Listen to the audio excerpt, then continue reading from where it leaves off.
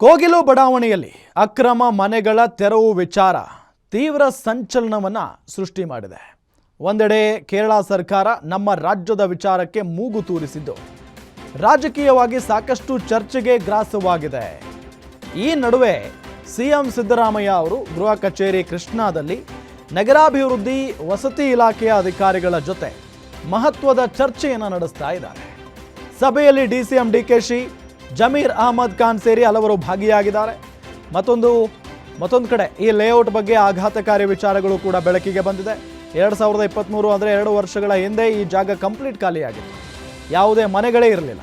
ಇದಕ್ಕೆ ಸಾಕ್ಷಿಯಾಗಿ satellite photo ಕೂಡ ಲಭ್ಯ ಆಗಿದೆ. 2025ರಲ್ಲಿ ಇಷ್ಟು ಮನೆಗಳು ಹೇಗೆ ಸಾಧ್ಯ ಎಂಬ ಪ್ರಶ್ನೆ ಮೂಡಿದೆ.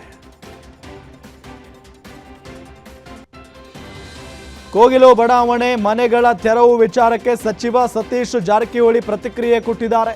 ಯಾದಗಿರಿಯಲ್ಲಿ ಮಾತನಾಡಿದ ಅವರು, ಸಿಎಂ ಡಿಸಿಎಂ ಈಗಾಗಲೇ ಇದರ ಬಗ್ಗೆ ಹೇಳಿದ್ದಾರೆ. ಆ ಜಾಗ ಯಾರದ್ದು ಅಂತ ನೋಡಬೇಕಾಗುತ್ತೆ. ಇದರ ಬಗ್ಗೆ ಚರ್ಚಿಸಲು ಮಹಾನಗರ ಪಾಲಿಕೆ ಇದೆ. ಮಾನವೀಯತೆ ದೃಷ್ಟಿಯಿಂದ ನ್ಯಾಯ ಒದಗಿಸುವ ಪ್ರಯತ್ನ ಮಾಡಬೇಕಾಗಿದೆ ಅಂತ ಹೇಳಿದರು. ಹೇಳಬೇಕಾದ್ರೆ ಹೇಳಿದಾರೆ, ಅದ್ರ ಬಗ್ಗೆ ಸಿಎಂ ಅವರು ಹೇಳಿದ್ದಾರೆ, ಡಿಸಿಎಂ ಅವರು ಹೇಳಿದ್ದಾರೆ. ನಿರಾಶ್ರಿತರಿಗೆ ಸೂರು ವ್ಯವಸ್ಥೆ ನೋಡ್ಬೇಕಲ್ಲ, ಅದು ಲ್ಯಾಂಡ್ ಯಾರ್ದಿದೆ, ಕೊಡ್ಲಿಕ್ಕೆ ಕೊಡಬೇಕಾ ಕೊಡಬಾರ್ದು, ಅದೆಲ್ಲ ಚರ್ಚೆ ಮಾಡಲಿಕ್ಕೆ ಮಹಾನಗರ ಪಾಲಿಕೆ ಇದೆ. ಅವ್ರು ನೋಡ್ತಾರೆ. ಯಾಕಂದ್ರೆ ನಮಗೆ ಗೊತ್ತಿಲ್ಲ ಅದು ಏನದು, ಯಾರು ಮಾಲಕರು, ಯಾಕೆ ತೆಗೆದ್ರು ಅಂತ ಚರ್ಚೆ ಮಾಡಿ ನ್ಯಾಯ ಒದಗಿಸ್ಕೊಡುವಂಥ ಪ್ರಯತ್ನ ಮಾಡೋಣ. ಅಂದ್ರೆ ನಿರಾಶ್ರಿತರಿಗೆ ಅಟ್ಟಿ ಸರ್ಕಾರದಿಂದ ರಾಜೀವ್ ಗಾಂಧಿ ವಸತಿ ನಿಗಮದಲ್ಲಿ ಯಾವುದೋ ಒಂದು ವಸತಿ ಅತಿ ವಿಚಾರ ಮಾಡಿ ನೋಡೋಣ. ಅದು ನೋಡ್ಬೇಕು ಅವ್ರಿಗೆ, ಯಾಕಂದ್ರೆ ಮಾನವೀಯ ದೃಷ್ಟಿಯಿಂದ ಮಾಡಲೇಬೇಕಾಗ್ತದೆ. ನೋಡೋಣ. ಯಾರು ಹೇಳಬೇಕಾದ್ರೆ ಹೇಳಿದಾರೆ, ಅದ್ರ ಬಗ್ಗೆ ಸಿಎಂ ಅವರು ಹೇಳಿದ್ದಾರೆ, ಡಿಸಿಎಂ ಅವರು ಹೇಳಿದ್ದಾರೆ. ನಿರಾಶ್ರಿತರಿಗೆ ಸೂರು ವ್ಯವಸ್ಥೆ ನೋಡ್ಬೇಕಲ್ಲ, ಅದು ಲ್ಯಾಂಡ್ ಯಾರ್ದಿದೆ, ಕೊಡ್ಲಿಕ್ಕೆ ಕೊಡಬೇಕಾ ಕೊಡಬಾರ್ದು, ಅದೆಲ್ಲ ಚರ್ಚೆ ಮಾಡಲಿಕ್ಕೆ ಮಹಾನಗರ ಪಾಲಿಕೆ ಇದೆ. ಅವ್ರು ನೋಡ್ತಾರೆ. ಯಾಕಂದ್ರೆ ನಮಗೆ ಗೊತ್ತಿಲ್ಲ ಅದು ಏನದು, ಯಾರು ಮಾಲಕರು, ಯಾಕೆ ತೆಗೆದ್ರು ಅಂತ ಚರ್ಚೆ ಮಾಡಿ ನ್ಯಾಯ ಒದಗಿಸ್ಕೊಡುವಂಥ ಪ್ರಯತ್ನ ಮಾಡೋಣ. ಅಂದ್ರೆ ನಿರಾಶ್ರಿತರಿಗೆ ಅಟ್ಟಿ ಸರ್ಕಾರದಿಂದ ರಾಜೀವ್ ಗಾಂಧಿ ವಸತಿ ನಿಗಮದಲ್ಲಿ ಯಾವುದೋ ಒಂದು ವಸತಿ ಅತಿ ವಿಚಾರ ಮಾಡಿ ನೋಡೋಣ. ಅದು ನೋಡ್ಬೇಕು ಅವ್ರಿಗೆ, ಯಾಕಂದ್ರೆ ಮಾನವೀಯ ದೃಷ್ಟಿಯಿಂದ ಮಾಡಲೇಬೇಕಾಗ್ತದೆ.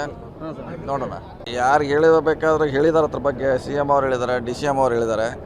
ನಿರಾಶ್ರಿತರಿಗೆ ಸೂರು ವ್ಯವಸ್ಥೆ ನೋಡ್ಬೇಕಲ್ಲ, ಅದು ಲ್ಯಾಂಡ್ ಯಾರ್ದಿದೆ, ಕೊಡ್ಲಿಕ್ಕೆ ಕೊಡಬೇಕಾ ಕೊಡಬಾರ್ದು, ಅದೆಲ್ಲ ಚರ್ಚೆ ಮಾಡಲಿಕ್ಕೆ ಮಹಾನಗರ ಪಾಲಿಕೆ ಇದೆ.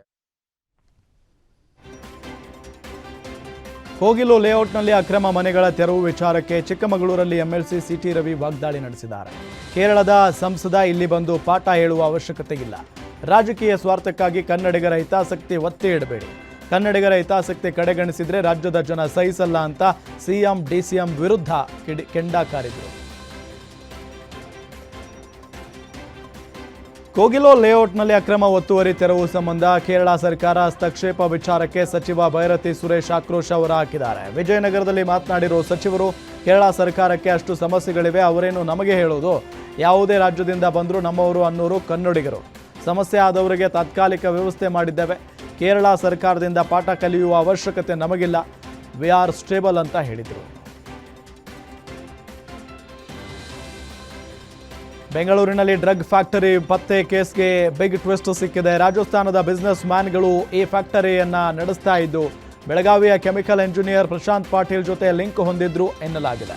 ಈತ ಡ್ರಗ್ಸ್ ತಯಾರಿಸುವ ಫಾರ್ಮುಲಾ ಕೊಡ್ತಾ ಇದ್ದ. ಅದರಂತೆ ರಾಮ್ಲಾಲ್ ಬಿಷ್ಣೋಯ್ ಬೆಂಗಳೂರಿನ ಫ್ಯಾಕ್ಟರಿಯಲ್ಲಿ ಡ್ರಗ್ಸ್ ತಯಾರು ಮಾಡ್ತಿದ್ದ. ನಂತರ ಅಬ್ದುಲ್ ಎಂಬಾತ ಬೇರೆ ಕಡೆಗಳಿಗೆ ಅದನ್ನು ಸಪ್ಲೈ ಮಾಡ್ತಿದ್ದ ಬಗ್ಗೆ ಗೊತ್ತಾಗಿದೆ. ಪ್ರಕರಣದ ಕಿಂಗ್ ಪಿನ್ಗಳಾಗಿ ಪೊಲೀಸರು ಹುಡುಕಾಟ ಮುಂದುವರಿಸಿದ್ದಾರೆ. ಇನ್ನು ಮಹಾರಾಷ್ಟ್ರ ಪೊಲೀಸರ ಕಾರ್ಯಾಚರಣೆಗೆ ರಾಜ್ಯದ ಪೊಲೀಸರು ಕೂಡ ಸಾಥ್ ನೀಡಿದ್ದರು ಅಂತ ಕಮಿಷನರ್ ಸೀಮಂತ್ ಕುಮಾರ್ ಸಿಂಗ್ ಮಾಹಿತಿ ನೀಡಿದ್ದಾರೆ. ದಾವಣಗೆರೆಯಲ್ಲಿ ಡ್ರಗ್ಸ್ ದಂಧೆ ಪತ್ತೆ ಹಚ್ಚಿರುವ ವಿದ್ಯಾನಗರ ಪೊಲೀಸರು ಕಾಂಗ್ರೆಸ್ ಮುಖಂಡ ಸೇರಿ 4ರನ್ನ ಬಂಧಿಸಿದ್ದಾರೆ. ಕಾಂಗ್ರೆಸ್ ಮುಖಂಡ ಅನ್ವರ್ ಪಾಷಾ, ಪಾರಸ್ ಕೃಷ್ಣಮೂರ್ತಿ, ಮಂಜುನಾಥ್ ಧೋನಿ ಬಂಧಿತ ಆರೋಪಿಗಳು. ಡಿಸೆಂಬರ್ 22ರಂದು 4 ಆರೋಪಿಗಳನ್ನು ಪೊಲೀಸರು ಬಂಧಿಸಿದ್ರು.